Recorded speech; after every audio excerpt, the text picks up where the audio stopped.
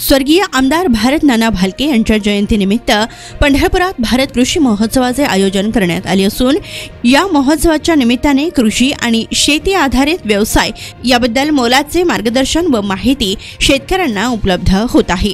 तर या भारत कृषी महोत्सवात पशु पक्षी आदींचाही समावेश असून दुग्ध व्यवसायांशी निगडीत माहिती देखील दिली जात आहे। दरम्यान या महोत्सवात दाखल झालेल्या 1.5 टन वजनाचा हिंद केसरी गजेंद्र रेडा हा या आकर्षणाचा केंद्रबिंदू ठरलाय।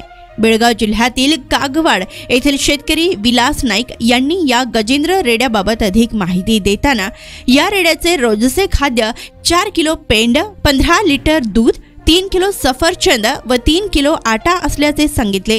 या रेड्याच्या रोजच्या आहाराचा खर्च हा 2000 रुपयांपेक्षा जास्त असल्याचं सांगितलं जातं।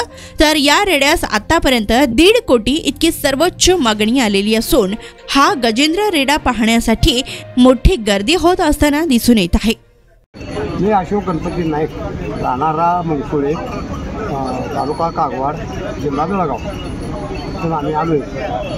कृषी हे आहे आलो बघा। आता याचं खाद्य बघा 3 किलो आटा खात आहे, 3 किलो सफरचंद, 10 लिटर दूध आहे 4 किलोमध्ये एवढं खात आहे।